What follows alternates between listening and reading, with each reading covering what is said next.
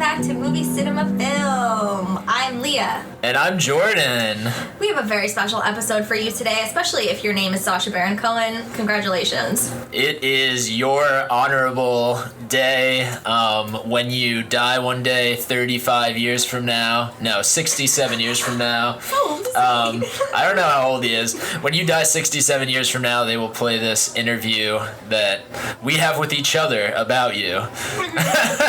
Because we don't have an interview with you, Sacha. Yeah.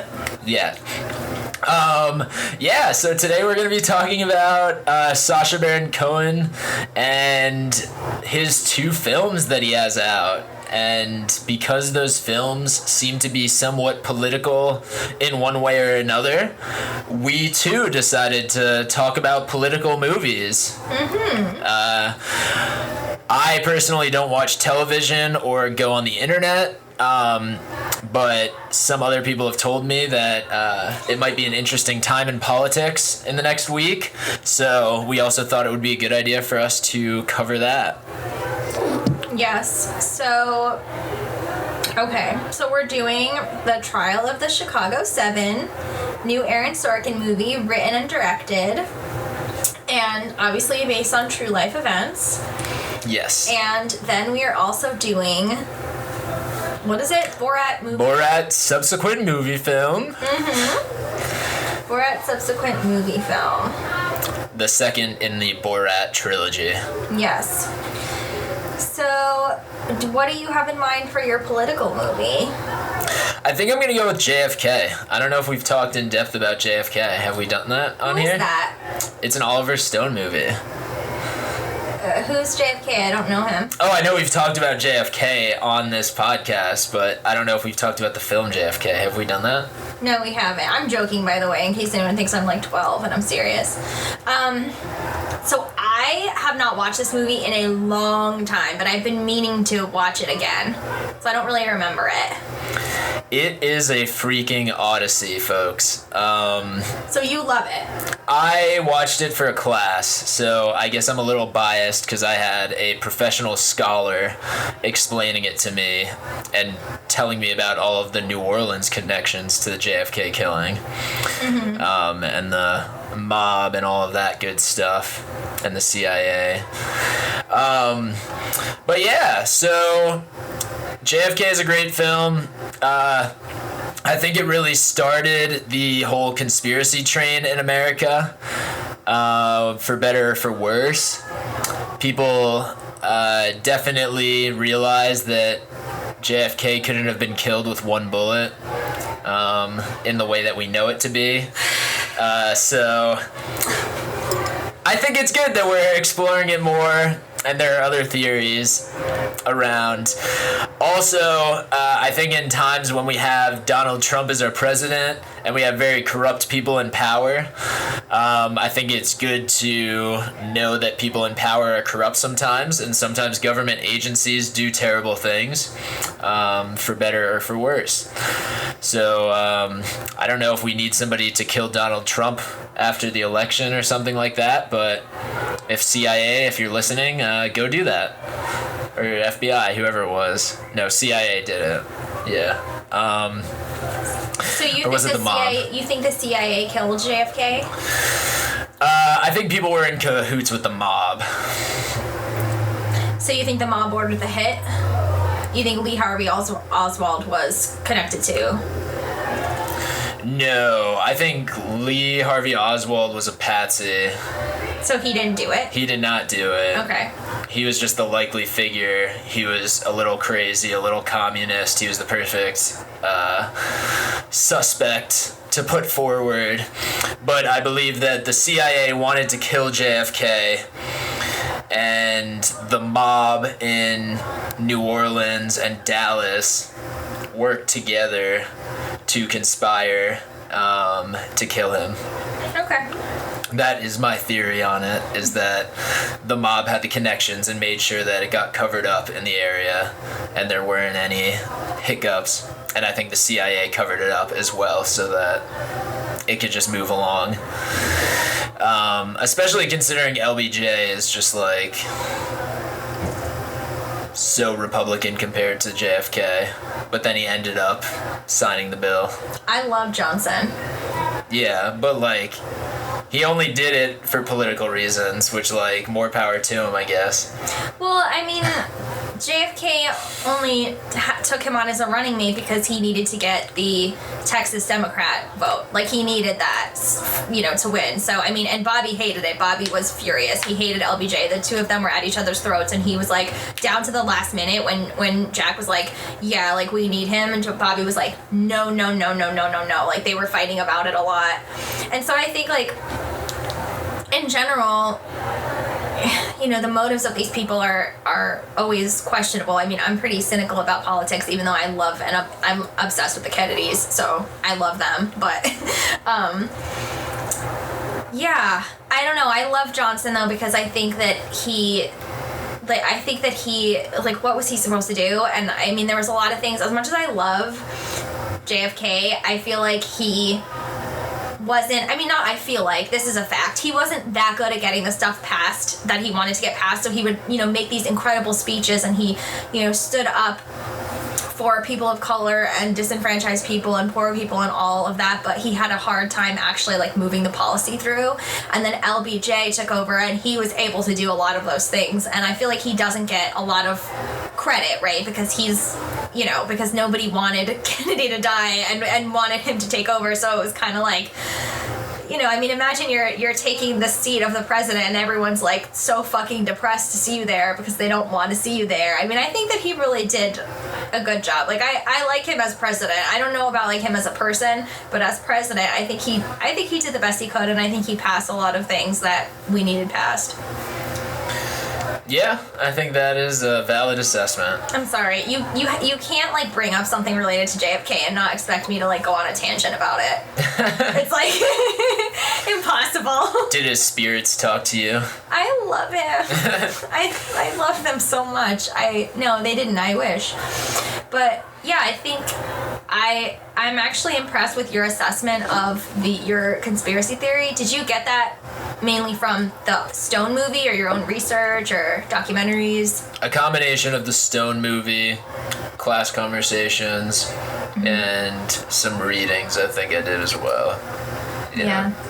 Well, I generally, I feel like for someone who loves the Kennedys and, all of that, I am very light on conspiracy because I just feel like, I don't know, there's something about the conspiracy part of it that doesn't intrigue me. Maybe it's because I feel so connected to him and the family and everything that I just don't really care because I've heard people say before, like, if they could ask God one question or if they could know anything, it would be who killed Kennedy, like, what's the real story? And I'm like, I think people think I feel that way because I talk about them all the time and stuff, but I don't. I kind of feel like it's not going to bring him back. It's not going to change anything, so I'm not chomping at the bit to find out. And I hate how every year on the 22nd and all around it, most of the documentaries they show are conspiracy theory based and not about his presidency and all the good shit that he did in his whole life. I mean, some of them are, but most of them it's like just hour after hour of these theories, and it kind of frustrates me, but also I obviously understand people's curiosity about it, and I don't think anyone should shy away from it, but I also agree with you that it makes perfect sense that it was the mafia. Like, when people say that that's, like, a ridiculous theory, I'm like, it's not even a conspiracy theory. It makes total sense. Like, Bobby went after the mafia. It's a very simple thing. It's like anyone else who goes after the mafia. If you go after the mafia, they kill you. It's, like, very simple. So, I'm not saying I think that that is officially what happened, because I don't even know. I haven't given it the depth of thought that I've given other things related to the Kennedys, but I need to watch the movie again because I hear from so many people how much they love that movie, and I remember watching it a while ago and I was just like, this is not the movie for me, so I need to give it another try. So thanks for bringing it up. It is just the perfect Lia movie. It's just 4 hours long. It's the perfect, like, I'm just gonna roll up and watch this in my bed for a Sunday afternoon or a Tuesday night.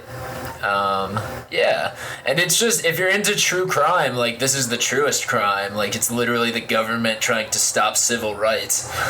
Like, that is literally the most horrific thing, and it's probably the reason why Barack Obama wasn't more like to the left and why we can't have nice things in America is all because of this, is because anybody who's a hero sells out so that they don't get shot, or they do get shot.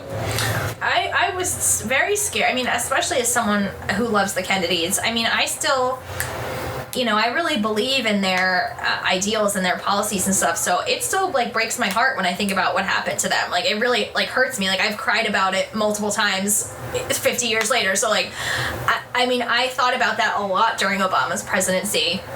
I was like, this guy can't. This guy's gonna get killed, basically was my thought, because I was like, America's so horrible, and I mean, it's not completely horrible, but you know what I mean. If Bobby and JFK got killed, and MLK and Malcolm X and all these people, like, yes, I think that it was likely that Obama was going to get killed, and the fact that he didn't is wonderful. I'm like, wow, something good happened. But yeah, it's like this guy can't.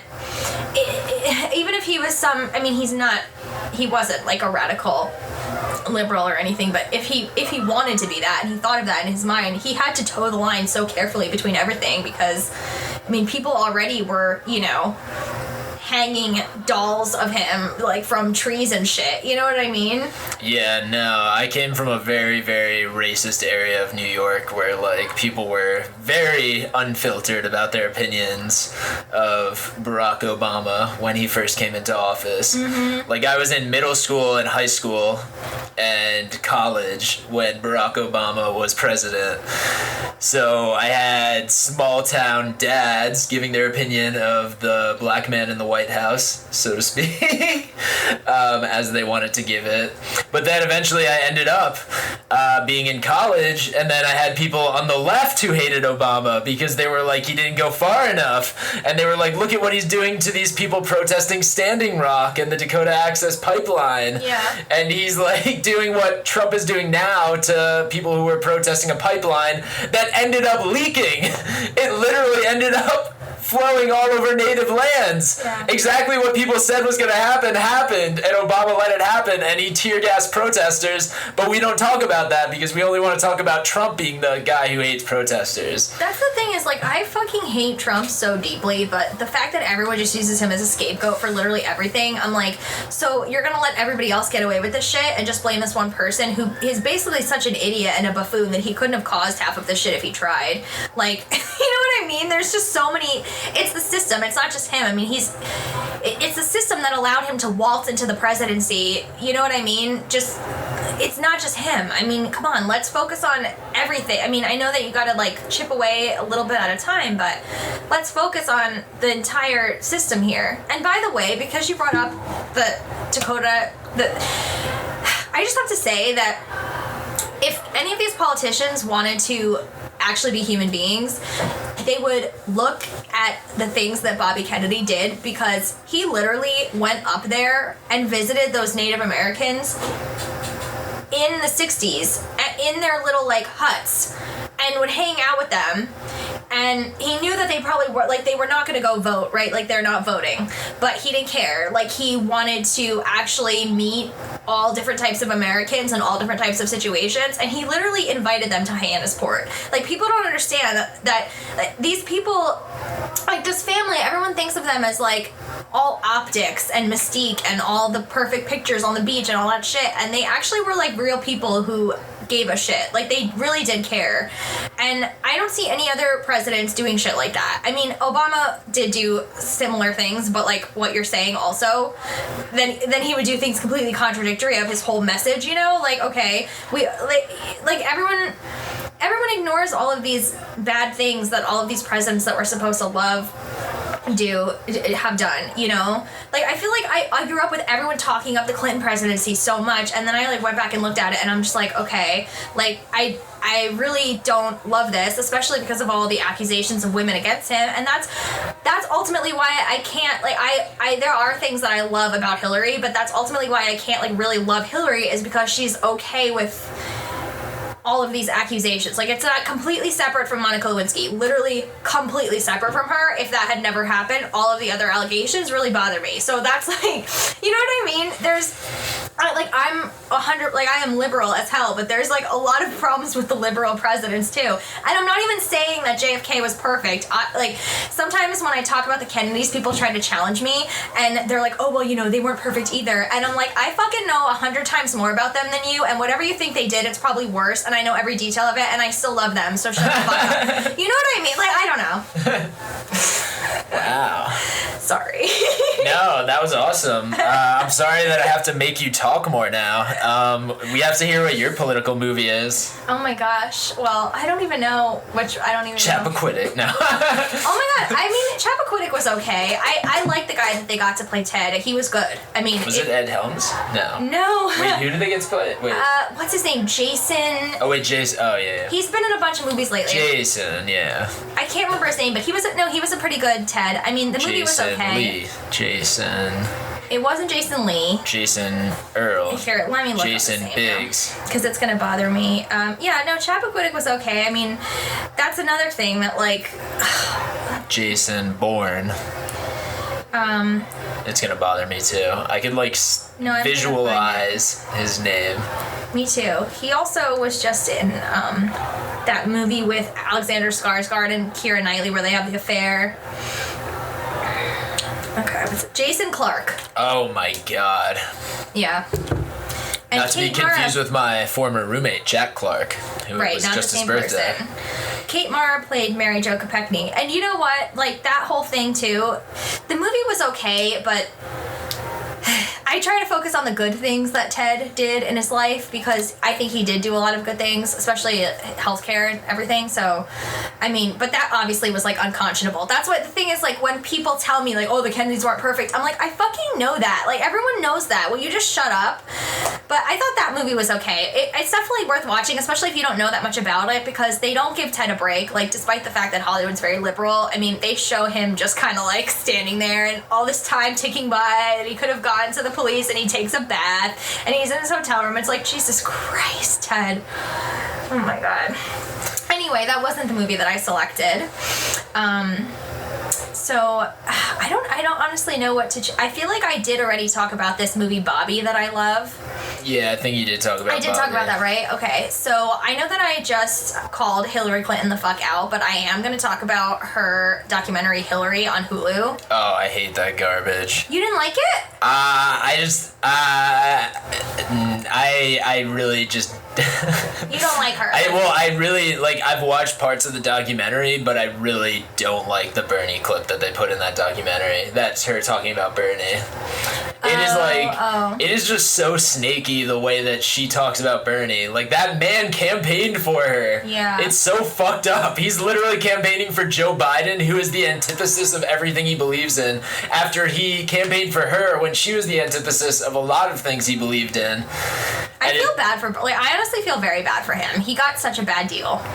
Yeah, honestly. And, like, we're about to have Joe Biden, like, overwhelmingly win and say that people don't need Medicare for all when 800,000 people's healthcare has just been taken away because they've been fired from their jobs. And everybody is a gig employee now and doesn't get healthcare anyway. And Joe Biden's like, we have to have competition. We have to have competing healthcare so that you get the best deal. Or you get scammed. Like everybody gets scammed. I am very stressed on a day-to-day basis about everything going on, and I don't even... Actually, the two movies we're going to talk about, like, I don't even... I was not even happy. Like, I was not happy watching these movies because I don't even want to think about everything going on sometimes. I feel like it's so overwhelming, and I have my part of the day where I stress about it, and then I try to think about other things, but...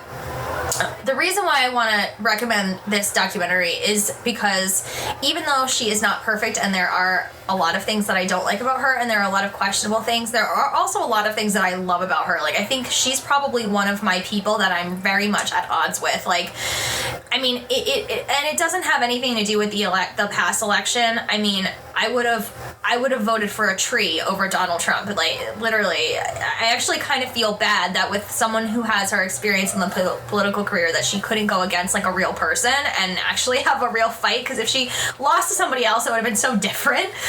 But this documentary is really good because the director, I'm blanking on her name right now, but she did such a phenomenal job. And these interviews with Hillary and Bill and, you know, many people close to her are so thorough. And I really thought that she would be more guarded, and I really thought that she would have more of a chip on her shoulder. And I was so fascinated by her story. There were so many things that I didn't know about her, especially her early life. I didn't know about, for instance, how much shit she got because she didn't immediately change her name to Clinton. And, you know, she still didn't even fully change her name. She was Hillary Rodham Clinton, but she went by Hillary Rodham for the first few years of Clinton's, I think his run as governor of Arkansas. And she would be like on talk shows, and they would be like, you know, how can you do this? Like, it's so disrespectful to your husband. And she, you know what I mean? And I honestly don't know how she had, like, I think about this a lot with Jackie too, but with Jackie it was more like trauma that she went through and everything. Like, she wasn't a politician on her own, but, you know, like, for instance, Jackie she had two of their babies die, on top of having her husband die right next to her with the, you know, blood all over her and all of that kind of stuff. And she never broke in public. She never lost it.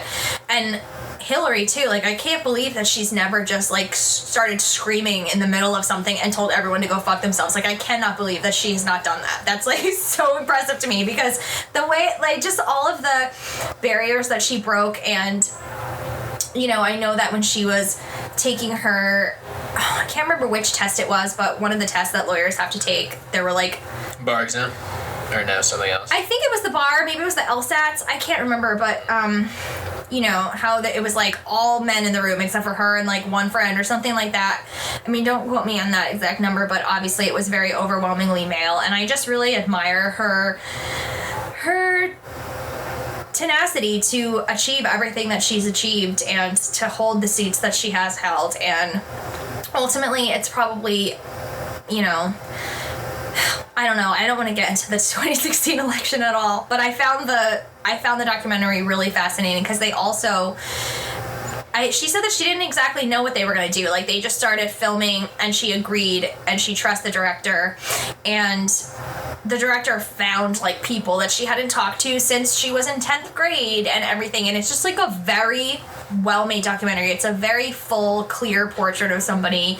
And I actually couldn't believe how far they got into the Monica Lewinsky stuff and all of that. Like, I mean, I saw, like, I don't want to say moved by it, but I was just impressed that I guess that since she's not gonna run anymore for anything, I assume, and he isn't either, they're just like, fuck it, we don't care, we're okay to do this intimate portrait. But I was surprised that they went there, and I just thought it was very thorough. They go in between the 2016 election, which they filmed a lot throughout, and then just her entire life. So they start at her childhood and go all the way up through everything. And I mean, it's fascinating. Like, I would think even someone that hates her, I would think would be fascinated to watch that, because I just think it's just a remarkable life, how her life is unfolded. And yeah, I do recommend it. I did listen to the audiobook of her What Happened book. Oh, you did? What did you think? Yeah, very different than that. No, it's good to know how different types of people think. Mm-hmm. That's just, yeah, I like to read and listen to different points of view. Yeah. Even if I disagree with them at times. Yeah. Like, it's definitely, like, I think that she's done a lot, and she's obviously a very notable politician and has, like, pushed the world in a lot of ways for the better. And, like, I think she is commended for that a lot, but, like, that is definitely, yeah. She's been in government a long time and done a lot in government. Mm-hmm. Yeah.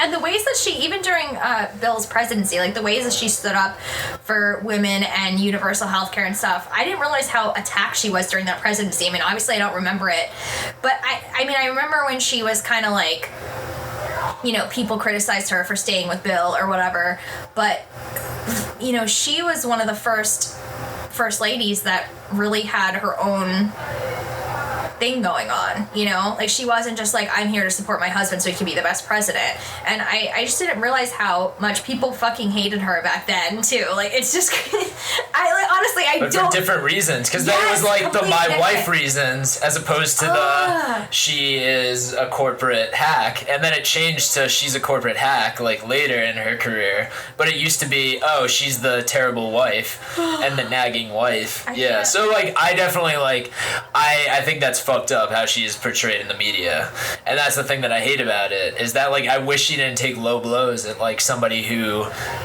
wanted to do good and wanted the same things that she wanted earlier in her careers. Yeah. Like, it's sad that she had to pit people against each other for classist purposes, and that's like my issue with Hillary Clinton. I think a lot of her goals are they overlook class, and yeah, in a lot of ways.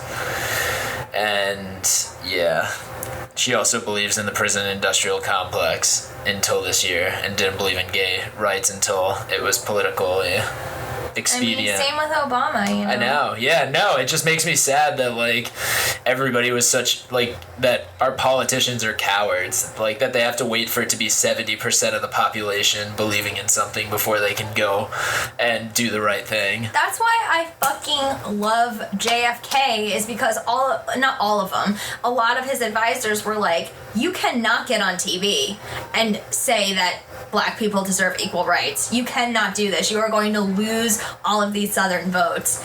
And him and Bobby were just like, fuck this. Like, there's people murdering black people in the streets. Like, we can't, like, he was like, I'm the president. Like, I can't, you know what I mean? Wouldn't it be nice if our president felt the same way about the black people being murdered in the streets today? That's interesting that the exact same fucking thing is happening. And it's like, it makes sense, right? Because these are two politicians that stood up for that shit and really put their neck out for other people. And look what happened to them. You know? So it's like, and then people say, because I have a huge crush on JFK's grandson, Jack Schlossberg, and people are always like asking him, like, he can't do anything without people being like, are you gonna run? Are you gonna run? And he's like, I don't know, I'm still figuring my life out. And I'm like, leave him the fuck alone. He probably doesn't want to run because he doesn't want to get fucking murdered. You know what I mean? Like, hello. It's just so, like, oh my god, I can't. It sucks that there could only be like one rich family at a time that does good in politics. Like, there's only space for one of those. Like, it was the Obamas for a little bit, and now it's gonna be someone else. Like, in 10 years we're gonna have somebody who pops up. It's gonna be like the Buttigieg family. Like, he's going to make so much money the next 10 years and then just be like, hey guys, I'm gonna privatize everything. Well, there you have it, everybody.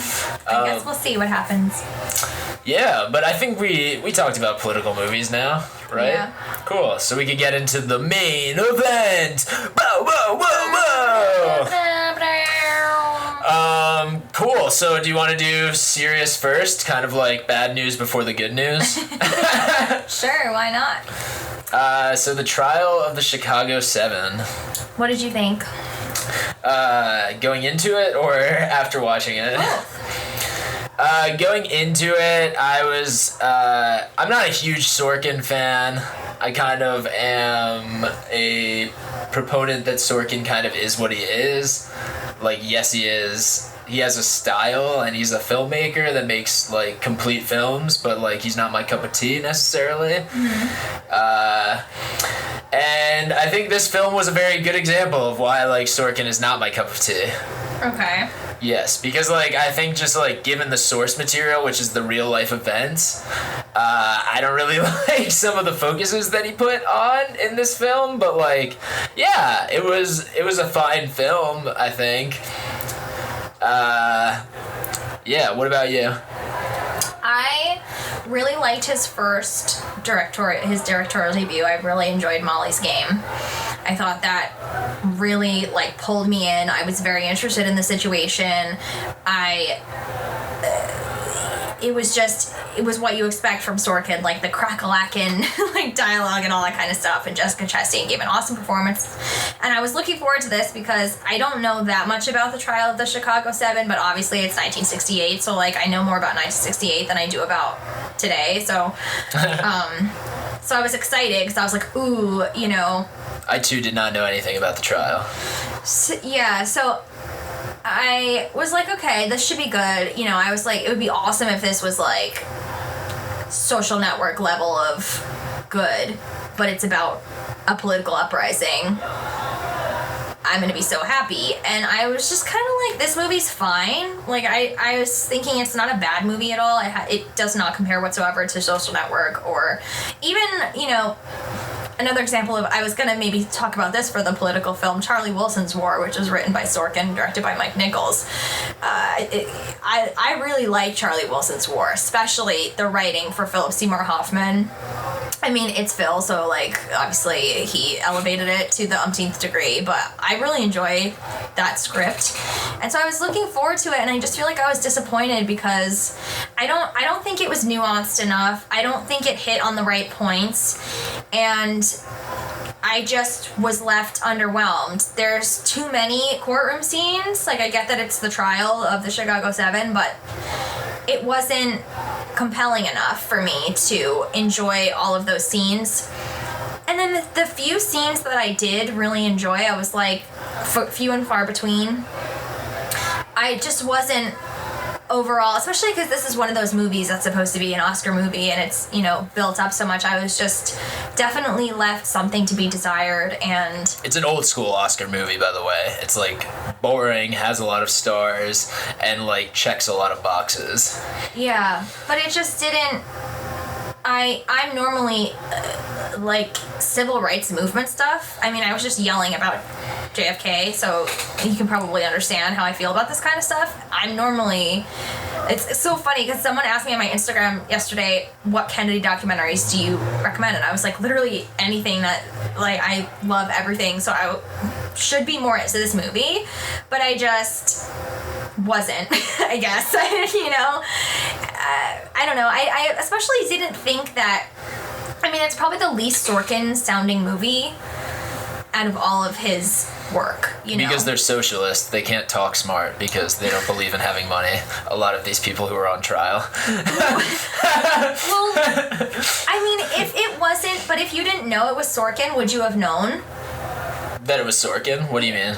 If you didn't know it was him and someone just put on this movie and said, who do you think wrote this? I would have felt that it was like Democratic, like third wave propaganda, yeah. Like kind of like just being centrist as hell, being like, yes, but like what if the rich people finally are appalled, or like what if the cops do really bad things all the time, but then this time they went too far. Like, it just felt like we've seen so many of these fucking movies where it's like, oh my gosh, like this was the time that they went too far, and it's just like, no, they go this too far constantly, and like these protesters are protesting still to this day and constantly, and like I guess that is like part of the point of the movie, is that like all of this stuff that we see in this movie literally happened over COVID too, in a lot of ways. Like we literally saw protesters unjustly arrested, like we saw protesters physically assaulted,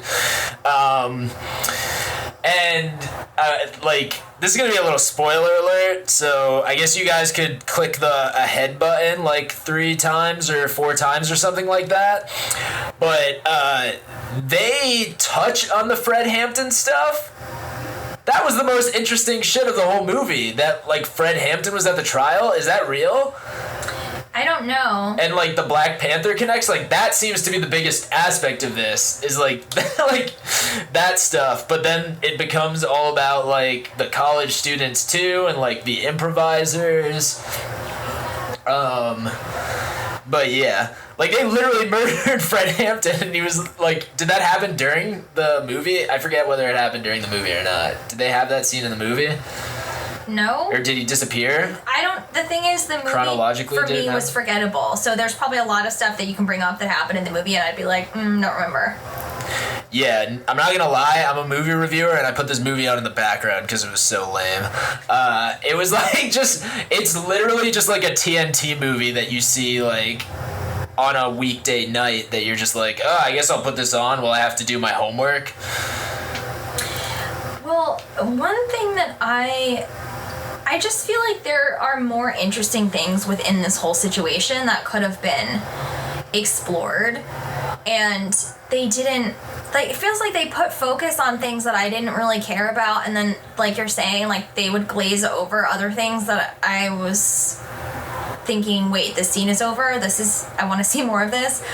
And I thought Joseph Gordon-Levitt, he was good in it, but his character, they kind of tried to sympathize with him.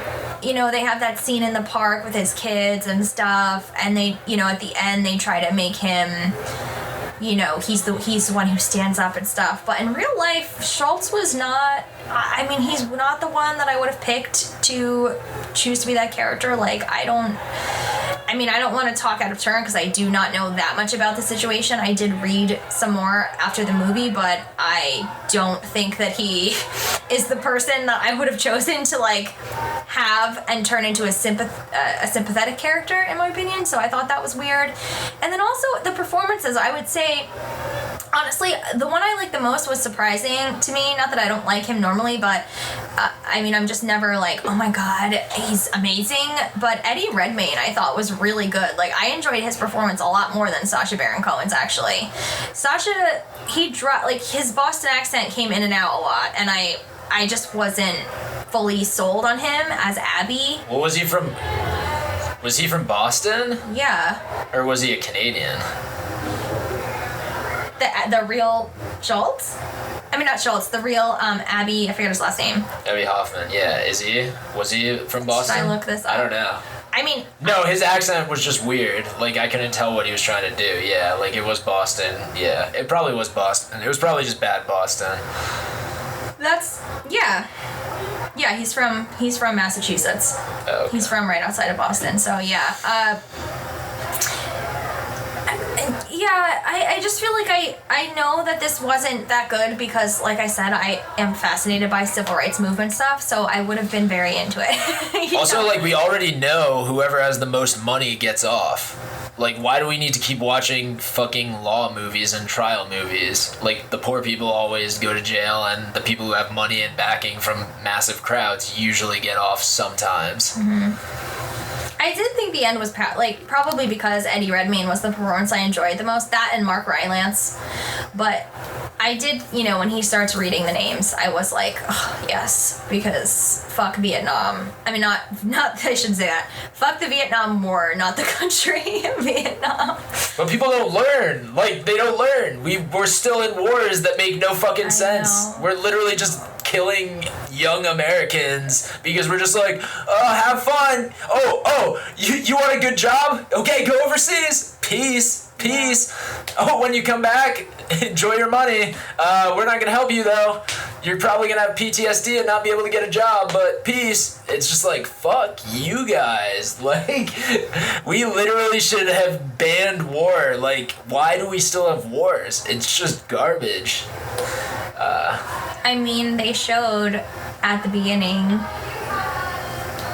as soon as I saw, I was excited to see Bobby because I love him, but then they showed him, bleeding and everything, and so right away I was in such a mood because I was just like, the people that stick their neck out and actually try to change things are just killed. So that's why everything is the same now, that's why barely any advancements have been made, because everyone's too afraid to do anything because they see what happens, Another great one is the Bobby Kennedy for President series on Netflix, which is just 4 episodes. It should be 20 fucking episodes in my opinion, but they,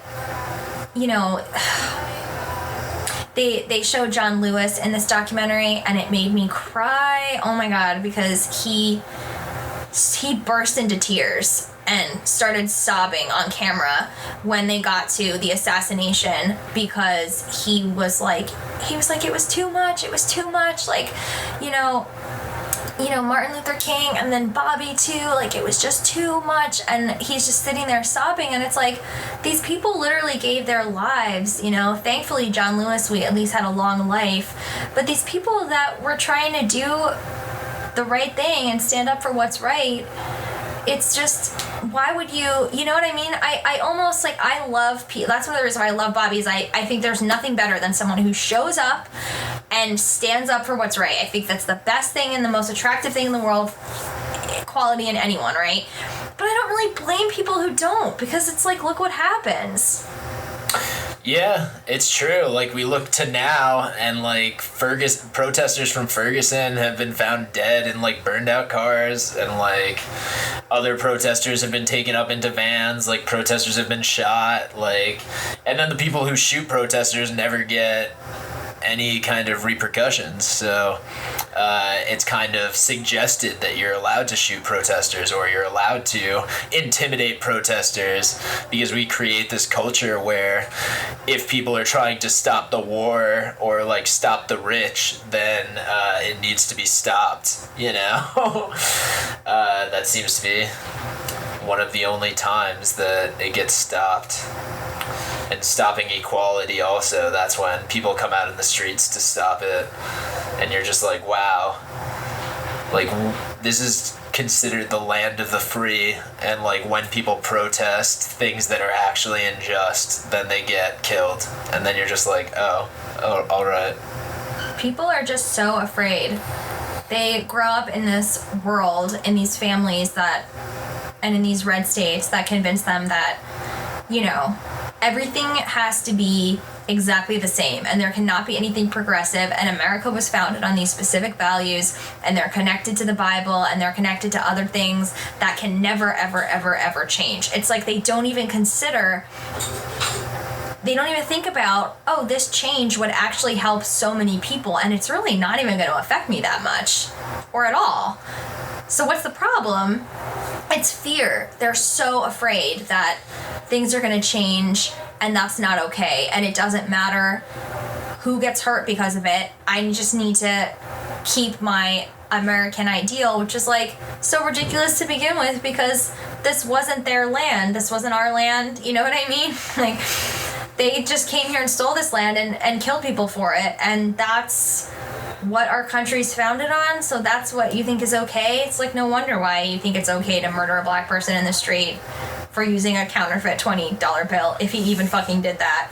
Well, we are what our propaganda is. People watch the news all the time and they just see racialized news stories constantly to make us hate each other and think that other races are committing crimes against other races all the time, and that it's terrible in the world. But like, in reality, there's thousands and thousands of people who are safe every day and like they just don't say anything. You know? Yeah. But yeah, it's just sad, the lack of progress. But maybe once we get a corporate kind of racist old senile white guy in office, maybe he'll do some good, because people won't question him as much. And then he'll be able to pass more stuff. I guess that's all we can really hope for right now. I don't know. I'm excited about a half black, half Middle Eastern woman being in the White House, or in the Eisenhower. Being the shadow president. House. Wherever. Where did the vice presidents live? In that Eisenhower building or something? I don't know. I don't even know. I'm excited that she will be there. The Kamala and Doug pad. Oh my god. Let's pray. Oh my god. Well, I think this is probably a good segue for the other film that we're doing, right? Borat. Since such a dark subject to such a light subject. It seems like you don't recommend The Trial of the Chicago 7. Watch it if it's your type of thing. Like, if you like Sorkin, I'd say it's just fine. Eat your veggies, I guess. Like, enjoy it. It's fine. I wouldn't say you have to turn this on. If there's something in it that interests you, turn it on. But if you're just thinking, oh, I really want to learn more about this and the uprising and the civil rights movement, I would just do your own research and documentaries. This movie is for people who like Elizabeth Warren. Wait, what do you mean? I mean what I mean. That's who this movie is for. Okay. Is for the demographic of the population who is very in favor of Elizabeth Warren. But wait, I don't get it. Why? I don't know. I think that's just the slice of people who will like this movie. But explain what you mean. I don't know what you mean. People who like Elizabeth Warren are very specific people now, I feel like. Okay. I don't know. I think there are different subsets of the Democratic left in America. Mm-hmm. And I think, like, if you are... Yeah. That was a big part of the movie, right? Is like, okay, we're all on the left, but there's how radical are you or not, you know? Yeah, and the moral of the story was that the center wins, and that we end up not really being that left. Just we decide that people shouldn't kill protesters and beat up protesters, and that's like the extent that we are willing to be down with. Well, the thing is, like, I'm not a centrist at all. I'm I'm on the left, but I do feel like people that are further on the left than me will yell at me sometimes if I say something that's like, well, you know, that's not gonna happen, so what can we do to kind of step by step make things happen? And they're just like, no, like, you know, they're like, everything just has to be abolished. I think I talked about this recently on the podcast. We were in another political discussion where they're just like, well, every single type of gun just has to be banned altogether. Like, guns just have to be completely banned. And I'm like, that's not gonna happen. That's totally not gonna happen. You know what I mean? Like, can't we get AK-47s banned first? Like, maybe that. I mean, I don't even want all guns to be banned. I would actually, as a single woman, like, I would actually like to have a gun, a little handgun, not a fucking machine gun. But, you know what I mean? Like, I'm not 100% against people having the handguns and stuff. So it's like, when I say something like that, people that are even more liberal than me, they're like, how can you say that? Blah, blah, blah. Like, I'm the reason why kids are getting murdered in schools. And it's like, whoa, it's like, slow down. I don't think that anyone should have an assault rifle or any kind of like war type of weapon. I just said that we can't even get that shit banned right now. There's no way that guns are just gonna all together. Like, why should anyone have a gun ever? It's like, shut up. You're not helping, you know? Why are we fighting with, like, we're on the same side. Like, stop fighting with me. I think just when it comes down to it, like, if we look at it like a chart of income matched up with, like, the chart of, like, Democrats to Republicans, I just feel like you would look at, like, a curvy chart that would be like, there's, like, tons of people who are in poverty, and, like, the furthest left people are fighting for everybody to have completely equal. Like, if we're like, everybody deserves the exact same amount of everything, you know? Like, that would be most beneficial to poor people in the country, which there's probably a majority of people who are barely getting by in our country. So we could say, like, practically, like, the majority of people in our country are under the poverty line or whatever. But then as you get to the center, you get the centrist people who, like, it feels like it's the center, but, like, I think the reality of it is that most people are below the center in our country because the rich people have so much power on the right, and we've brought it so far to the right that, like, the people on the left have no representation anymore. Well, I feel like I do meet a lot of people that end up being centrist because they grew up in Republican families with extremely Christian values, but they know in their heart that, like, why should I tell somebody that they can't marry the same sex? Like, why? Like, I don't, you know, I've talked to people before that are like, I don't really care if they do that, but I don't know, marriage is supposed to be between a man and a woman, and I'm just like, but if you just said that you don't care. So, you know, like, I talked to someone who was like, yeah, they should be able to get married, but they should have their own version of it. And I was like, why? They don't want anything special. They don't want people to spend their time creating something new. They just want to be able to do the same thing everybody else does, literally. It's like, no, but that was, the marriage was created for a man and a woman. And I was like, but it's evolved. Like, why is that a problem? And I was like, they need to have the same rights as everybody else. And this person was like, oh, no. Like, of course they should have the same rights as everybody else. And I was like, then why are you like, I'm like, so you believe they should have the same rights and they should be able to get married, but it just needs to be called a different thing?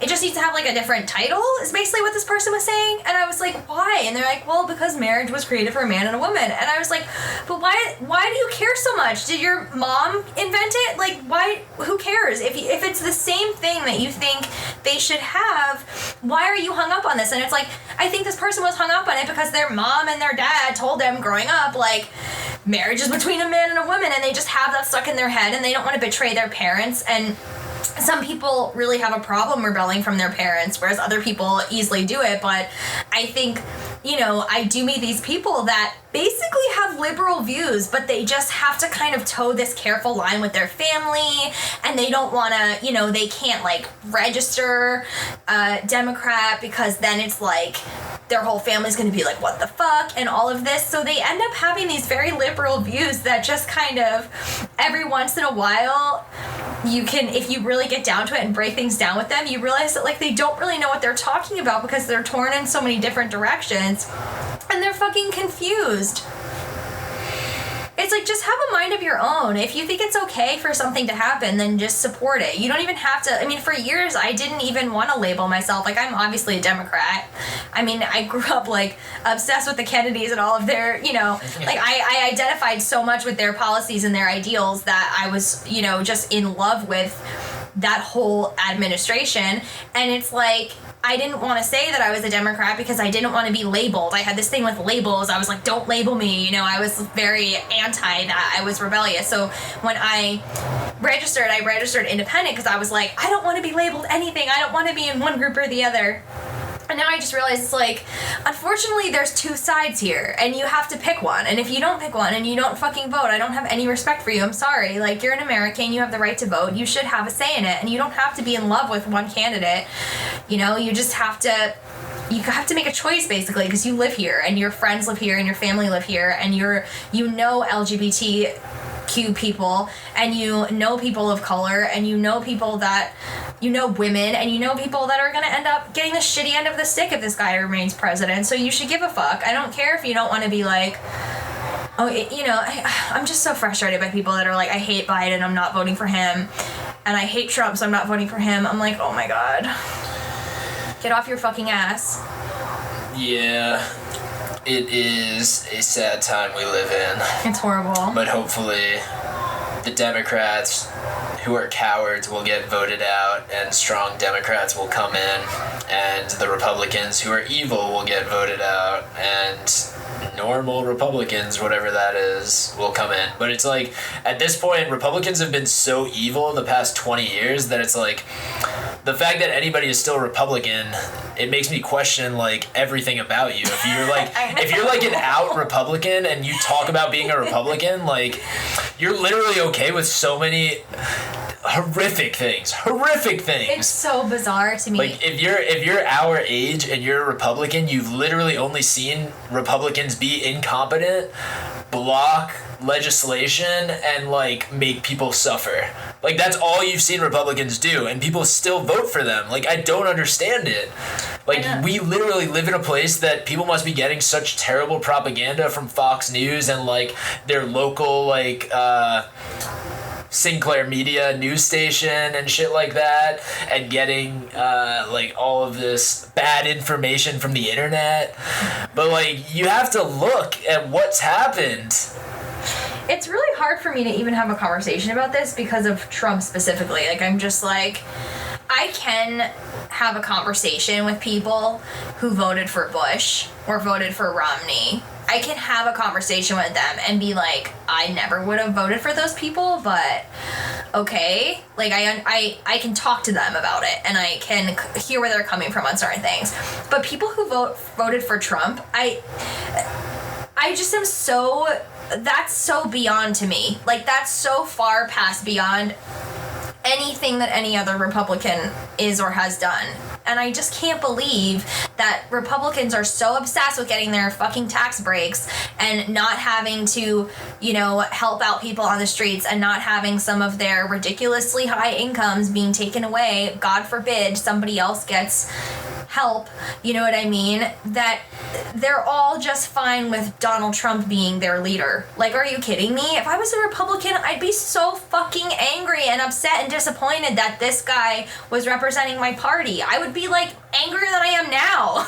You know what I mean? Because I would be like, hey, I have these certain ideals. I have these more traditionalist views, and I don't want this guy, like, blowing up our spot and making us look like complete fucking morons all the time, because there have been Republican presidents that have done good things, and it's like, now there's this person who's just like this reality TV show buffoon who's this crook and this complete fraud of a human being. And it's like, I don't know how, like, the fact that they all well, not all of them. I know there's a lot of people that are voting blue this year that have always voted red, or a lot of people who just refuse to vote for Trump because they do feel the way that I'm describing.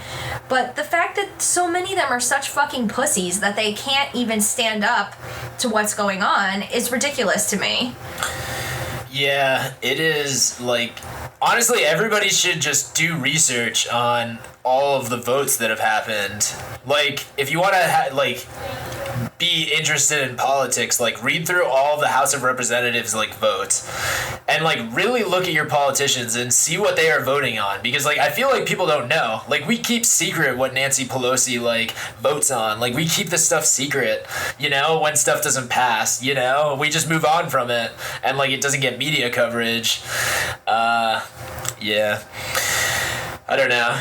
I definitely think a lot of this political fuckery leads way to movies like Borat, because we need people to be outside of politics actually. Donald Trump is fake outside of politics because he's in the wealthy elite, whatever that means, it's not a big jump for him to come into politics because he's always been around powerful people, whether or not he deserved to be there or not.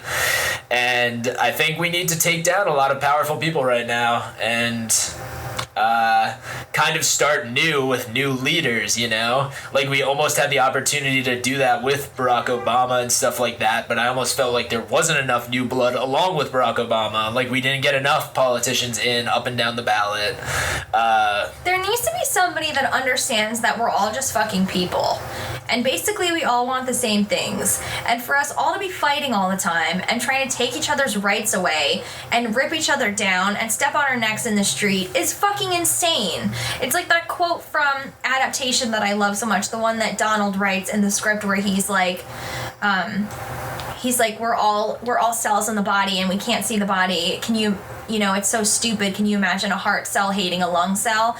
And that's how I feel about it. It's this division between people is so ridiculous, and this system that we all just go along with drives me insane. I don't understand.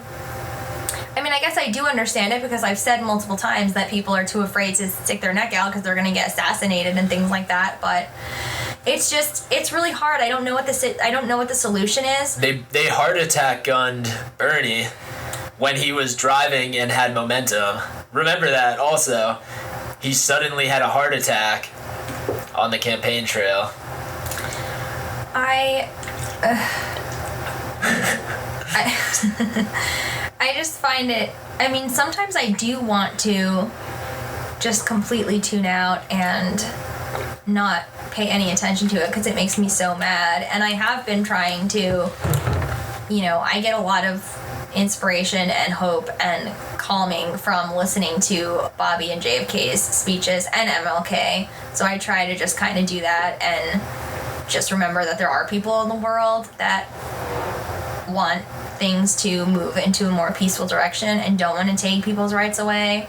Like Borat! So Borat. Are you a fan of the first film? I wasn't in love with it. I wasn't one of those people that was like, oh my god, this is the best thing ever, but I do think it's very funny, and I still laugh at the sight gag when he gets on the elevator and starts unpacking. I think that's so funny. I little, the things like that make the whole movie and the whole character for me. I really appreciate Sacha Baron Cohen as a performer, though, and I still think that it's devastating that Rami Malek played Freddie Mercury instead of him. Oh wow, yeah, that is real. Mm-hmm. In a different universe. Right. So how do you feel about the first one? I've only seen bits and pieces just because, by the time I got to it, I think I was, way past hearing everybody quote it 100 times. But yeah, it's hilarious. It's just, so part of growing up in the time that we grew up in America, to hear people quoting it, to see, the man thong, that's, the full body man thong.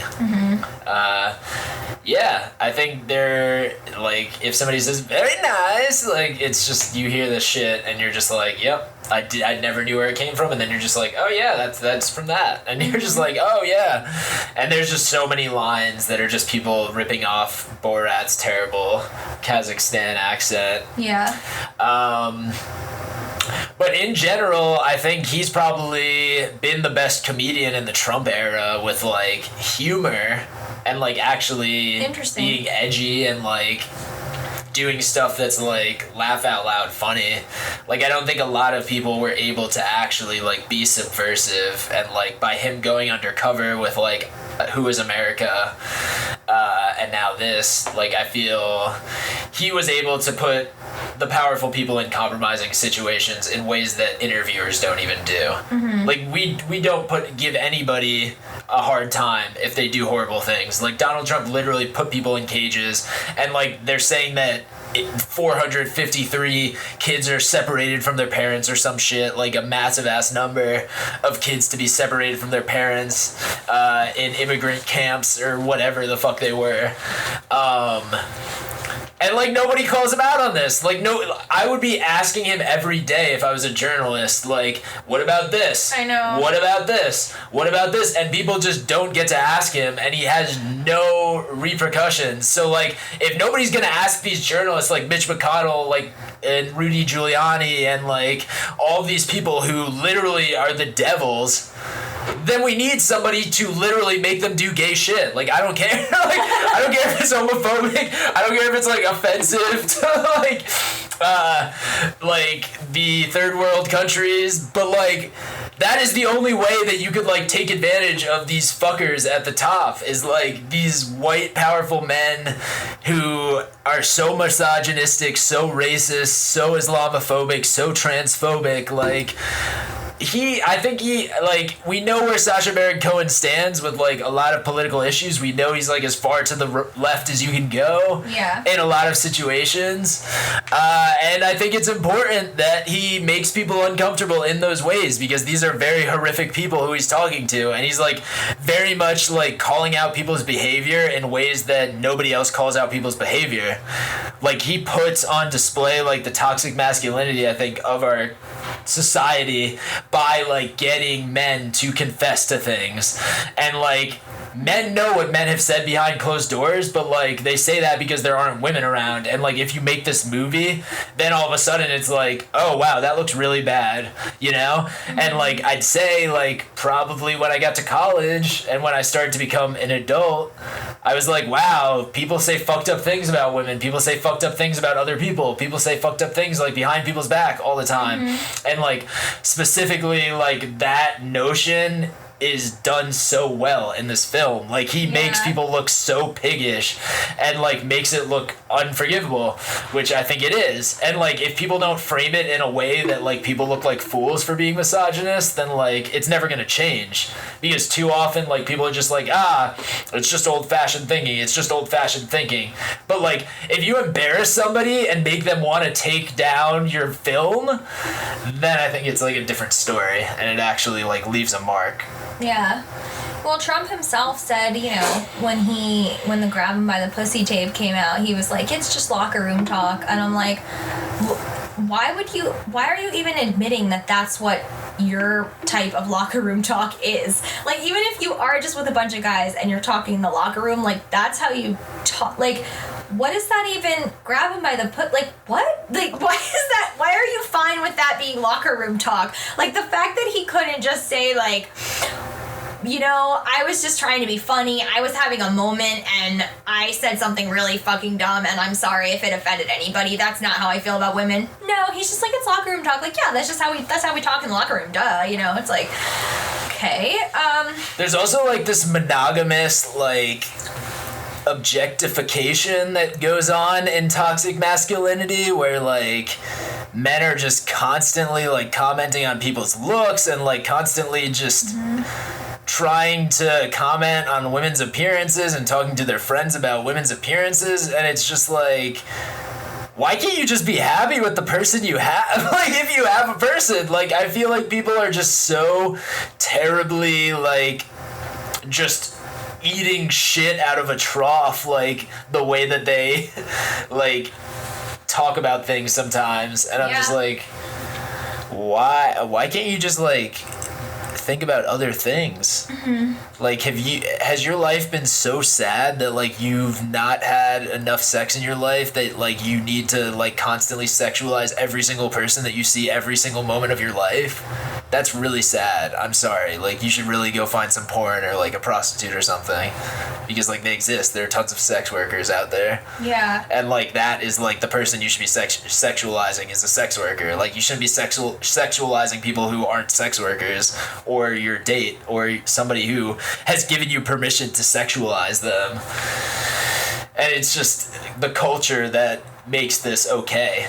Yeah. In a lot of ways. And I think, although Borat probably adds to toxic culture in some ways, like, I do think that Borat is combating like the most toxic aspects of our society, especially in the subsequent movie film. Like, it is like pretty woke for making offensive humor. Yeah, and it's crazy how in so many of the scenes, all the ridiculous things that he was saying, the people in the scenes are just kind of like, you can tell by their face that they are acknowledging silently that what he's saying is fucked up, but they do just basically go along with it. Like, they totally understand what he's saying. It's not like anyone's, it's not like the reaction is like, oh, like, dude, you shouldn't make her get plastic surgery. Like, she's all good. Like, what are you talking about? Like, people are just, he's saying, like, yeah, she has to be beautiful for these men, and people are like, yeah, you know what I mean? Even though they might think it's, like, fucked up in their mind, they understand totally what he's talking about, because that is something that's been put on us for so many years, is, like, you have to be beautiful, I was actually just talking about this on my other podcast, which is, growing up, I really, I've always been super obsessed with show business and actresses and, singers and everything, even going back to, like, Marilyn Monroe and all the subsequent people with that same look, like, Madonna, Britney Spears, Christina Aguilera, like, all these blonde, women. And I felt like, because I was blonde and I had big blue eyes and all that kind of stuff, and I did have, like, I, like, developed early, so I did have, like, a more voluptuous, like, hourglass figure, and, like, older women even, like, it's so funny, because I didn't have really a lot of men creeping on me when I was underage, but older women would say to me, like, you are just gonna drive guys crazy, like, look at your body, or, like, your boobs are already so big, like, they're gonna just, and I was like, whoa, it was so weird. At the time, I was just like, yeah, I guess, but now looking back, I'm like, why were you looking at someone who was underage, like a child, and telling them that men were gonna, like, go crazy, you know what I mean? Or they would say to my mom or my dad in front of me, like, ooh, watch out with this one. And I was like, what the fuck? Like, it's so weird how if you have a certain set of features, it's like men are gonna go crazy, and then if you don't, it's like you're just this other thing, and you should aspire to have those big boobs and a smaller nose, I guess, and all of that kind of stuff.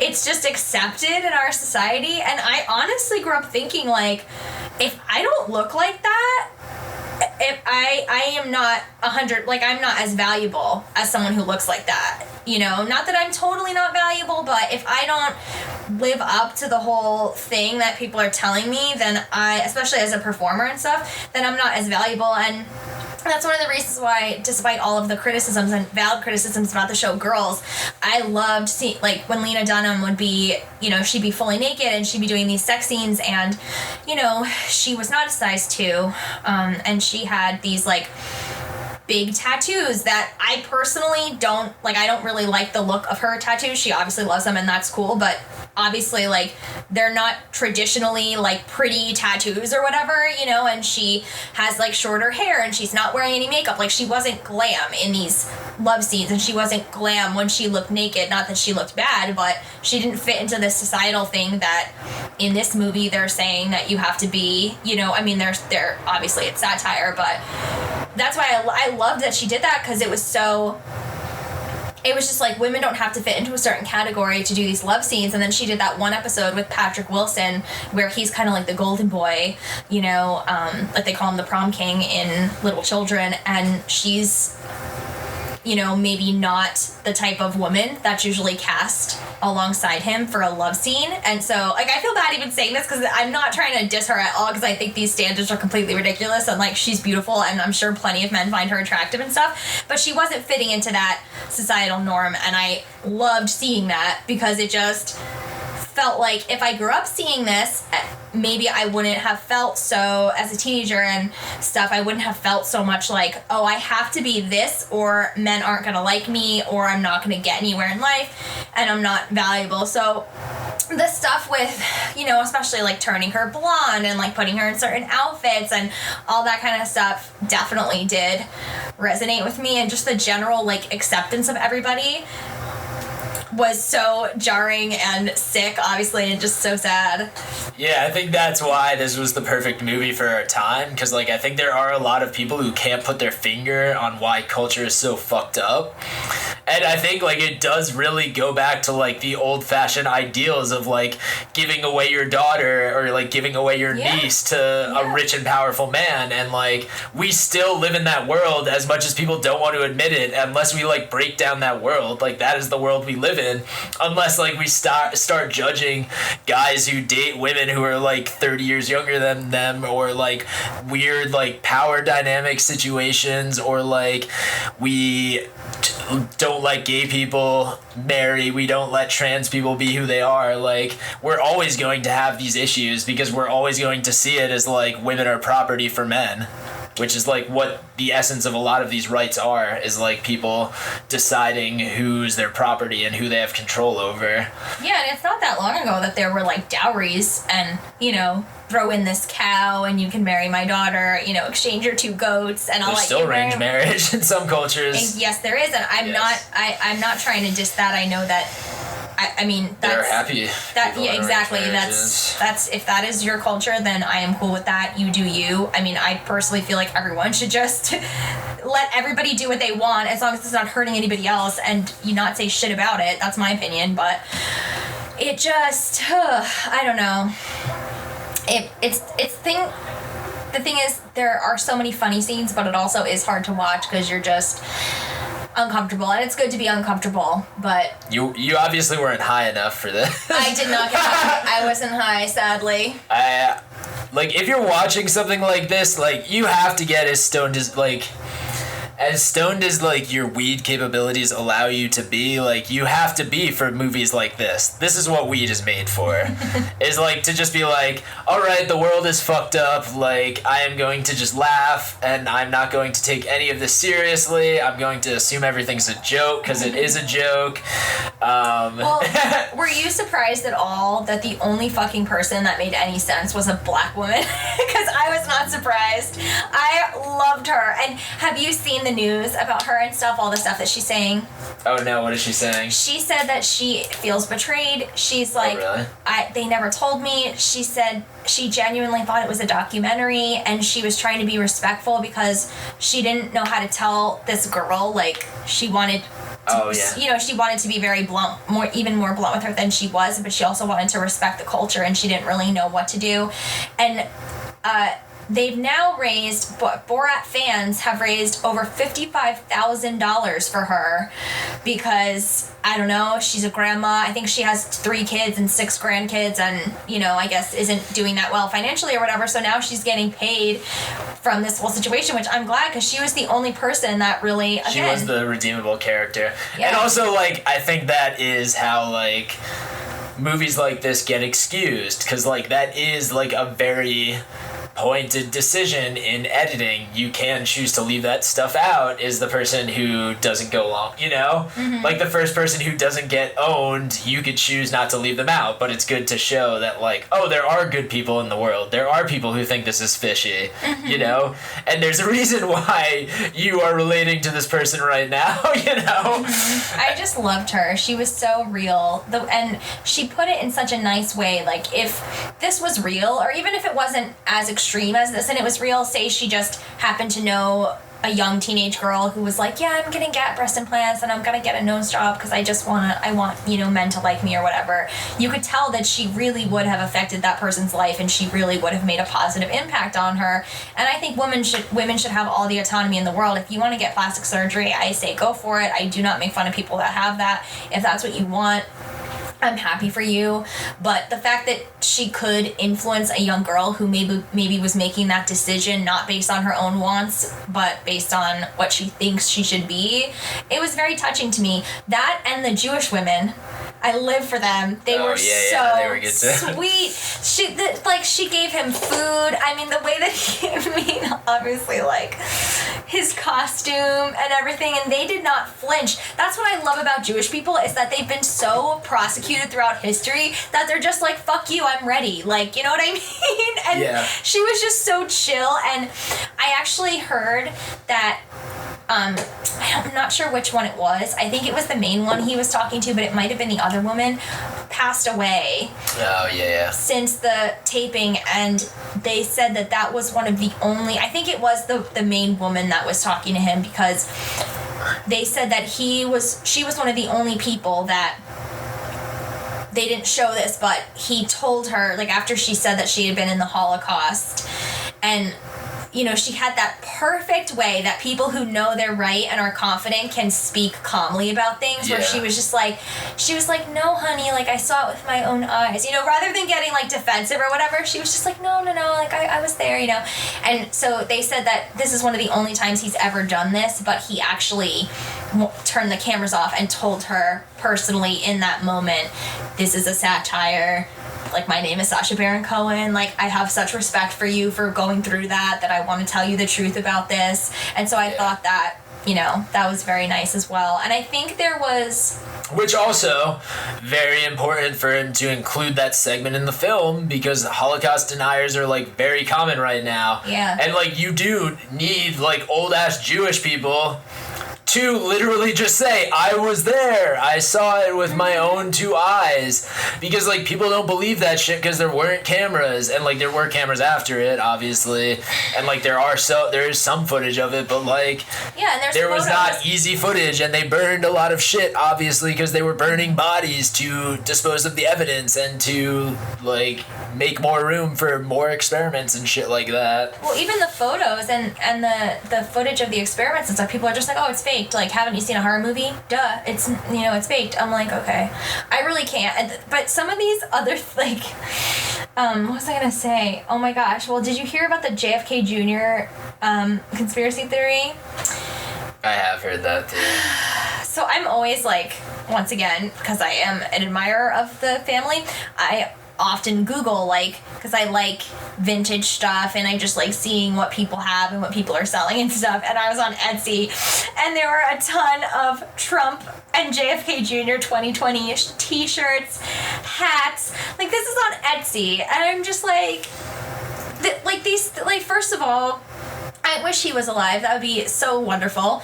But the least believable part was not that he was alive and had been hiding all these years, but that he would run with Trump. That would never happen. Like, maybe he's alive somewhere. Oh, yeah. But girl, he's not running with Donald Trump, okay? Fuck off. So if something as ridiculous as that could be being made into t-shirts, like, there's enough people that believe it, that it's worth your time to create a t-shirt and put a listing up online and produce these and have these waiting to be shipped, then yes, there are a lot of Holocaust deniers. And the worst part is that there's a lot of deniers of Holocaust deniers. And there's a lot of deniers of, like, they're like, oh, people don't really believe that. Like, come on. Like, people don't really believe it never happened. And I'm like, yes, they fucking do. Like, this is a daily thing that, like, I hear about stuff like this all the time. I've had people come up to me. I haven't seen any of the COVID people dying in their houses. How do we know that the hospital is not just giving it to them? Honestly, these people think that every single country, all the doctors, all the scientists, all the families, all these people are all in it together. Yeah, I was like to him, you really think that the people in the other countries also are lying about this and also giving it out in the hospitals? Like, what? I don't understand. It's like I said, it's fear-based. It's all fear-based. But back to the movie. I'm sorry I'm off on another tangent, but... No, but fear is confronted with laughter, I think, and that's the only way that we're gonna get through whatever the fuck happens in the next 2 weeks. Obviously, like, we're pulling for the orange man to leave office. There are a lot of people in media who don't want him to leave office, and they suggest it every single time the question comes up that, oh, he's not gonna leave office. He's definitely not gonna leave office. I think he's gonna leave office, and I think it's quite honestly like disrespectful to the American people to have like media figures keep suggesting that there's gonna be an unpeaceful transfer of power. So you don't think that you don't think that he'll contest the election? You think he'll concede? I think he only is going to contest the election because people are constantly saying that he's going to contest the election. Like, right. I don't think if the media legitimized the fact that he could do that, then it wouldn't be a story. But there are Republicans who want him to be able to do that. There's rich people who want him to do that. There's tons of people who want him to do that. Honestly, I wish I could take a pill and go to sleep for the next... JFK actually went to sleep on the 1960 election night when he became president. He didn't stay up for the result. He went to sleep. Which is one of my favorite things about him is that he was like, fuck this, I'm tired. Like, I've done everything I could possibly do and now I'm going the fuck to sleep. I just love that. That's what I want to do. I want to go to sleep and just wake up when this is all settled, but then I probably would be sleeping forever, so... Not ready to die, too young. No, we are not ready to die. Yeah. My favorite joke in it was when he went to the Pence, whatever it was, rally or whatever the fuck, and in the KKK costume, and he was like, yeah, I had to put on a disguise, and then he goes, I'm Stephen Miller. I got that too. That I was laughing so hard. That was good. I love that. Yeah. Obviously, Sacha Baron Cohen must have, like, the best producers in Hollywood. He's a Jew, so he probably knows the best producers in Hollywood. But besides the point, yeah, like, it is just... This should get nominated for Best Picture. Like, I'm just gonna say that right now. Like... What he is doing is one of the most difficult things, and like I guess it doesn't deserve to be nominated for Best Picture if he didn't get people to sign off on releases and stuff like that. But if he got everybody to legally sign off to be in that film, and like he made a film like that, I think he deserves to be nominated for Best Picture. Like, he deserves some credit for what he's been doing for years and like what this movie means to America right now, a country that's in shambles and like needs their leaders to be made fun of, needs the people who work with Trump to be made fun of. I don't know. Well, I was surprised because I didn't know how they were able to use the footage of Giuliani. Like, wouldn't he stop that? Wouldn't he need to sign off on something? Like, I didn't understand how that was legal. I think the way I perceived it was he probably signed off on a release for an interview, and then once they moved into the other room, he had already signed the release. But isn't that then like private footage if he's going into a bedroom with? Because technically, okay, she was playing a 15-year-old girl, but he didn't know that she's a 24-year-old woman. I saw she's 24, and he's whatever. His age doesn't really matter that much, but he's an older man, right? And so the idea was like, oh, he's going into this room to sleep with or whatever, get a blowjob or whatever from this young girl, which is gross, but like apparently he's not married, and you know, if he thought this woman was older, like I don't think that he wasn't really like predatory on her, really. I mean, he's an asshole. Like, I'm not defending him. Like, he's gross as a person, and I don't agree with his politics, obviously, and stuff. But I just don't really think that was productive, because like, yeah, if an older or any guy is, you know, single or even not single. I mean, I figured he was married and he was like cheating, but I then looked it up. He's not married. He got divorced last year. So if a man who is single, I mean, she was like flirting with him, and she said, should we go into this other room and get drinks? So to me, even if because his official statement is that the whole thing was ridiculous. He said that he was tucking in his shirt, which no one, obviously, like, I don't believe that. But I don't really see... I think it's just the humor of somebody as evil as Rudy Giuliani getting owned and, like, thinking that he's about to get laid. And then Sacha Baron Cohen running in. I think that's, like, the humor more so. But he wasn't really doing... I mean, he's done a lot of things wrong in his life, but he wasn't really doing anything wrong, right? Because, like... No, I don't think he did anything wrong in that besides... Well, like, the way it was framed in the movie, yes, like... It appears as though he was trying to have sex with a 15-year-old girl in the movie, but, like, once again, we don't know if he was told the person's age, like, she looks older because she is older. She is actually, like you said, 24. Yeah, like, she definitely didn't look fit. I mean, you know, I'm not, like, this stuff happens all the time, obviously. But he's a terrible person. He, like, advocates for terrible policies, and I think it's just good, and I think that we should make him look more foolish. You know? Yeah. He's, like, part of secret societies and shit and, like, that rich underbelly of, like, finance New York. Like, he is, like, one of those people. So, like, I think we should... Yeah. I hope people think he's a perv because he probably is a perv. I mean, he's definitely a perv, but I just don't see it as, like, a gotcha moment, really, because I just feel like, you know, she is... It would be different if they showed a clip of him beforehand, like if they said, oh, this is, you know, I can't remember her name, she's from so and so high school or something, like if he knew she was underage and he knew she was a teenager and then he still went and did that with her, that would be different. But I just was kind of like, okay, so, you know, these two people met, she's flirting with him, she says, let's get drinks in the bedroom.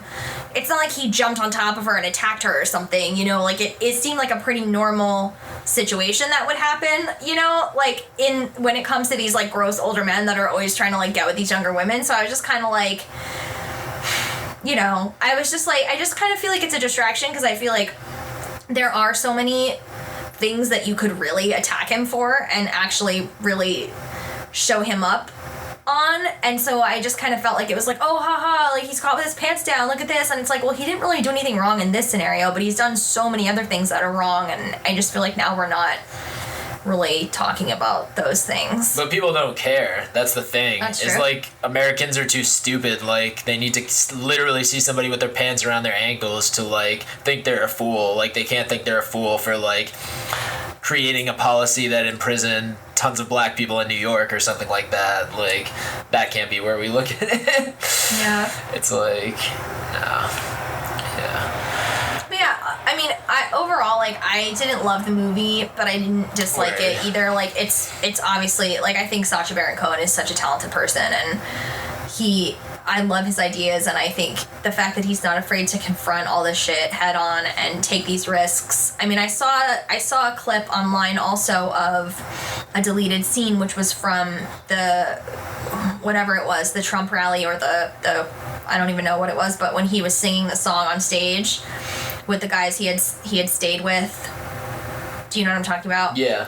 And they found out, like, somebody realized what was going on, and it spread through the crowd pretty quickly, and then they started running after him, and he went into the trailer that they had on set, I guess, and you can hear him talking in his regular voice, and he's like, go, go, go, like, and he's holding the door with his feet because they're, like, banging on it and you know, yelling. I don't remember what they were yelling, but, you know, basically they're attacking him because they're like, oh, it's Sacha Baron Cohen, and he's trying to, like, make fun of all of us, and they just were all yelling, gas him, gas him, so obviously, like, they were very concerned about getting hurt, and he had to, you know, hold the door shut with his feet to be able to be safe. So, I mean, I kind of feel like these deleted scenes are more damning than even the movie, you know? Yeah, I think that seems to be the case in a lot of situations. Like, you have to think there's a lot of people who do sue or threaten to sue before the cut is even made, and then it never gets into the cut because he's like, I don't want to fight with this guy, you know? I guess it's like the risks you want to take. Well, also, did you see the tweet that Sacha Baron Cohen retweeted Trump and... Yeah, I saw that. I'm just going to read it if anyone did see it. So it says, Donald Trump calls Sacha Baron Cohen a creep after Borat star pranks Rudy Giuliani, and Sacha said, "Donald, I appreciate the free publicity for Borat. I admit I don't find you funny either, but yet the whole world laughs at you. I'm always looking for people to play racist buffoons, and you'll need a job after January 20th. Let's talk." I do wonder, like, what is Trump gonna do? He's gonna start a news network. Oh, God. No, legit. There's already a portion of the population who only listens to him and nobody else. Like, it's just natural that he's going to create a media network. He's natural on TV. He doesn't need a teleprompter. He says vulgar stuff. He'll keep getting right-leaning politicians elected in, like, pockets of the country. And then he'll push the new agenda, whatever that may be, you know? And he'll keep forcing climate change so that low-lying cities get destroyed so that he can put up luxury apartments. You mean anti-climate change? Yeah. Well, I mean, I do wonder this on a I mean, right now, daily basis, but I still don't understand. I mean, I know, he's obsessed with power, he's, you know, but I still do think, like, there's a person inside there, you know what I mean? Like, what does he think about when he's, like, alone in his bed at night? And let's not make a joke about, oh, he's thinking about some porn star and he's jerking off. Like, no, seriously, like, as a human being, like, what does he want? Like, what, at this point, you know, like, he's, what, 70-something years old, he's gotten into the highest office in the world, you know, and what does he want at this point? And he's rich. I mean, he's so rich that he definitely never has to work again in his lifetime. Even if his children didn't have their own money, they'll never have to work in their lifetime. So it's like, they want to die high off coke inside of a hooker. Like, I think that's what all these people want. They want to have so much money that, like, they don't have to feel for the last, like, 10 years of their life. But I just, like, I don't know. I just wish I could, like, talk to him with completely no agenda, nothing, no defenses. Like, talk to, like, the person inside. Maybe I'm giving him too much credit that he has a soul, but, like, I don't know. I'm just, I like, don't think so, yeah. Like, what, why wouldn't, I mean, I don't even know why he would want to be president in the first place. I mean, I agree with a lot of people that feel that he didn't want to be the president. He was just doing it for publicity, and then look what happened. I do believe that, but I think, you know, I mean, why wouldn't you just retire and go hang out on the beach and, like, play with your kid and, you know, fuck your porn stars and all those other women that, you know, whatever. Like, why have the stress of this? Why be, you know what, like, I don't because understand. they're sad people, and, like, the fear of death and, like, not having a legacy, like, scares a lot of people in those societies, you know? I asked my dad this, and, you know, he knows so much about every political administration for the past 50 years, and it was very simple. He just said in a very, you know, very unadorned, unironic way, he just goes, he's a troublemaker. Yeah. He's a troublemaker, that's it. He has to stir up this shit, that's it. And I was like, okay, that actually makes more sense than most of the things I've thought about for hours, so. And it's true, like, he's the guy at any job that, like, if he was your equal, like, you wouldn't want to work with him. You would be like, no. Can I work on the opposite days? And if he's your boss, then you quit your job. Oh, God, yes. You know? And that's the man who's running our country right now, is the guy who literally said fired for a living. Like, you're fired. He literally has just fired people because that's what we know him as in America. And it's good that he's about to get fired. It's insane. Like before he ever ran, there was a period of time where I was very, like, you know, I was very into networking, and my friends and I would get into movie premieres and other events in and around New York City so we could try to, like, meet other artistic people and meet directors and producers and stuff. And, you know, I mean, we saw Trump multiple times because he was one of those people that just, you know, wanted any type of attention, wanted any type of publicity, would show up anywhere and everything. And it's just so funny to me because, like, to drive around seeing Trump signs, because today I was in Pearl River, New York, which is right over the state line from New Jersey, and there were a lot of Trump signs, and I'm like, damn, this is like a liberal area, you know, and this is, you know, we are in a blue state surrounded by other blue states, and yet there's still a lot of Trump signs. And I just remember during that era, like, anytime Trump was at an event, like, it wasn't like everybody would be like, oh my gosh, Trump, like, let's all go, you know, no one cared. Like, I'm telling you, it was so funny, like, no one cared, including us. Like, we would just be like, oh yeah, like, it's Donald Trump, whatever, and then we would go, like, you know, talk to somebody who we actually cared about. Like, I mean, I know that was Manhattan, so it's different, but, like, It's just very deceptive because you think you're in a blue state, and I guess we technically are, but then it's like there are a lot because But now it's just if you're a cop town or not, whether or not you're red or blue. Yeah. Because it's like Pearl River is a cop town, so that's why they hate Democrats now, because they're like, Democrats hate cops, which is not true. All Democrats I know are like, I didn't want to defund the police. No, I didn't say that. And it's like, yeah, okay, we get it. Yeah, I'm saying cool. it. Defund the police. No, I know, but like that is like literally every Democrat that I talk to who's not like in my generation. Like they just don't understand how a world without police can exist. And then I don't think that the police shouldn't exist. I just think that the funding should be way, way, way, way down. I don't think there should be absolutely no police. I know there's a lot of people that do feel there's a lot of people on the left that feel that way, but I don't. I didn't say completely take away all funding. I said defund.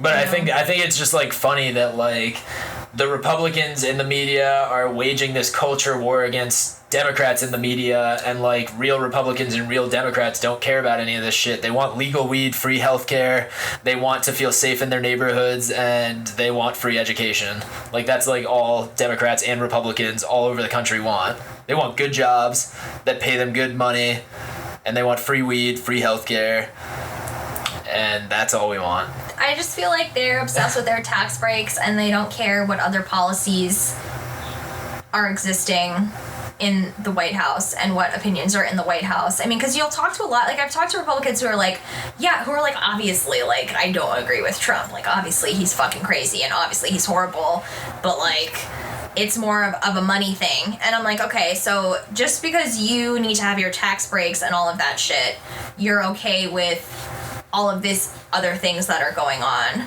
And say it how it is. It's not a money thing, it's like a wealth thing. You want to have wealth as opposed to just having enough money to get by. You want other people to be poor so that you could have wealth.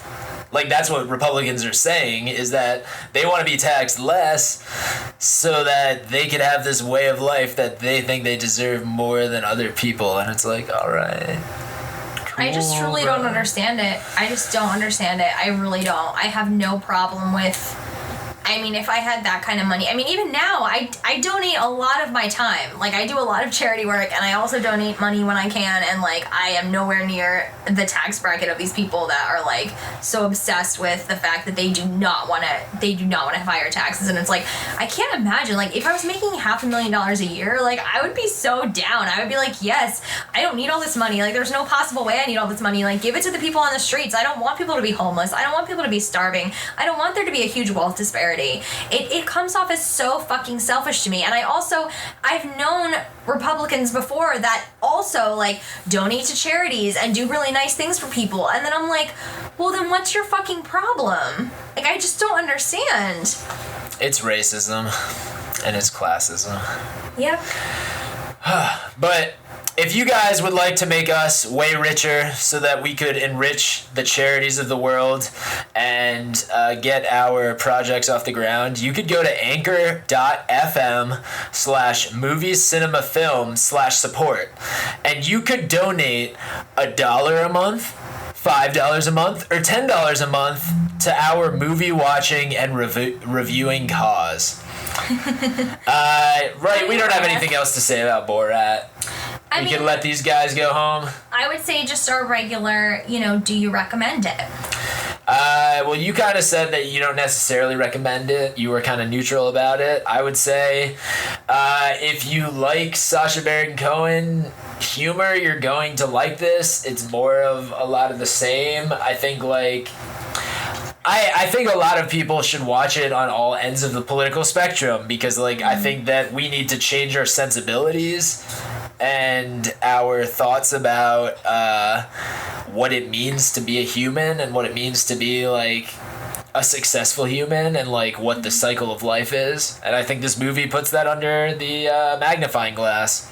Yeah, I mean, no, I do recommend it because I think that it's, get uncomfortable. Think about the things that he's trying to say in this. Have a conversation with your friend about it. If you don't get it and you think it's ridiculous, then especially have a conversation with your friends about it. Have a conversation with, women or other women and how they feel about the, themes in this. And try to find people like those Jewish ladies and that grandma to hang out with, because they are the fucking coolest. I can't describe how much they were like the beating heart of the movie, and I love sweet Jewish ladies that will not judge you even when you come with bat wings and holding a money bag and with a giant nose, that still will not judge you and will give you soup. And that's the thing. He spares ethical people. If you just respond ethically, he spares you in the movie. And I think that's a lesson that we should all take moving forward. Yeah, and pay the fuck attention, because you don't know when and where Sacha Baron Cohen will strike. So if you see something going down, that's crazy. Like was that in the first Borat, or was it in Bruno, when they prank Paula Abdul and they literally have like Mexican men as chairs, and they're like, oh, you can just sit here, and like I think she does sit, and then she's like no, like this is not okay, like we can't do this, and I think Bruno or whoever is like, oh no, it's okay, like they know this is like part of their job. She's like, no, like I'm not gonna sit on a person. Just be I shouldn't even be called being vigilant. It should be just being a human being and realizing that these situations are not okay, and that you should not write, what did that lady write on the cake? Jews. He should go undercover on Undercover Boss, and be like somebody playing a middle of the road, like entry level employee when the bosses go undercover. I feel like that would be a good use of him. Is like to have him talk to people's bosses when they start going undercover, and they think like, oh, nobody knows I'm the boss and I'm undercover, and then all of a sudden like Sacha Baron Cohen starts like pushing them to the brink of like their humanity. Yes. Well, honestly, I think he's not just fair to ethical people. Like I think he's pretty fair. Like those guys that he lived with for 5 days during the pandemic, like they did take him in. You know what I mean? Like like there were things that they said that I'll say I disagree with, if you can't already tell from everything else I've said. But I'm a woman, so it's different. But I think even if I was a man, like I don't know that I would have said, yeah, come live with me, especially during a pandemic. I would have been like, I'm sorry, I don't know you. Maybe I can help you like find accommodations, or maybe we could call somebody for you. Like and who knows, maybe they said that, but the fact that they did take him in, like I think that shows that they're pretty good people, in their way. Like even though they think that the whole adrenochrome thing is real, and they think that Hillary Clinton drinks blood of children, I think it was nice of them to take him in like that. So I mean, he did show that, he could have ended it in a way to make them look even less savory, I guess. Even in a basket of deplorables, there's good people who will still put you up for a weekend. That's the thing, is people are so complicated. You know what I mean? It's crazy. Like there are so many different sides to everybody. You never know. Do you have anything to plug, Leah? Yes, actually, I have a new podcast. My computer died. It was supposed to come out this week, but it's not coming out this week. It'll probably be out in a couple days. I was just on the phone with my computer technician and trying to work something out, but it's called the Ashlee and Jessicast, and it's a pop culture podcast, pop culture nostalgia that explores basically the whole careers of Ashlee and Jessica and other early 2000s icons of the time. All of the people that you sent MySpace bulletins about will be featured in this podcast. Is there going to be some Britney? Are we going to find out where Britney is right now? Britney is like the creator. Like, Britney is like... She's executive producer, silently. Well, it's crazy. I mean, all the stuff we're talking about is very relevant because, a big part of Jessica's life. Like, if Britney hadn't existed, Jessica's entire life would have been different, because her record label was very, very focused on, we're just creating another Britney and we don't really care what you want and you need to lose weight. Even though she was already very skinny, they were like, no, you need to lose weight, you need to have six-pack abs, you need to sing these certain songs, you need to sing about your virginity, you need to sing about how men are just so irresistible that you know that you're not supposed to give it away, but you want to so bad, and this is what you have to do to be successful. They really pushed her in that direction, and it was, because they wanted a Britney type. And then when she finally broke out, she ended up, being so successful when she told them no. She ended up being more successful when she was just herself. So it's actually a really good, her whole story is like a great message against all of this kind of misogyny and sexualization of women and the male gaze and everything we're talking about. So we do get into serious things like that, but it's also really fun, and I think it's a kind of podcast that people need right now if you're anywhere near interested in this stuff, because It's like a fun, frivolous podcast, but we do talk about it in a real way, especially because on Newlyweds, the show that she did with her ex-husband, Nick Lachey, you know, he doesn't always treat her right. They're very mismatched, and there's a lot in there about gender politics and sexual politics and things like that that are really interesting to discuss. And then at the same time, we're just like, okay, here's the fashion segment. I love her fucking outfit. You know what I mean? So it's really fun. I'm doing it with my friend Joli, and on Instagram we're at Ashlee and Jessicast. So check that out. And then I am at Capria Moon on Instagram, Twitter, and yeah. I am still doing classes until we have oppressive lockdowns from Governor Phil Murphy at Cambria's Haven Cat Cafe in Roselle Park, New Jersey, 6 to 7 p.m. every Thursday night. You can learn improv and then do a little jam. We're also going to have shows there at 8 p.m. every second Thursday night of the month. So come out if you want to be in that exclusive group of people at the Cat Cafe show. And yeah, besides that, check out Get on the Cannabis, which is the podcast I produce at the place where I have shows every first, second, and third Wednesday of the month. Late Night Hump at New Jersey Weedman's Joint in Trenton, New Jersey. It's a good time. They have vegan options, good munchies food, and it's always a good comedy show. We're probably just going to run it for the rest of November, and we might take December and part of January off. We have not decided yet, but regardless, check out latenighthump.com. Yes, go for it. They're creating some new content I'm super excited about. Yes, we just had a shoot today, and you guys will see it very soon. That is all for us today. Jordan, wow, I'm suddenly so attracted to you. It's the Borat voice. Oh my god. Oh my god. They think Stop. Borat is sexy.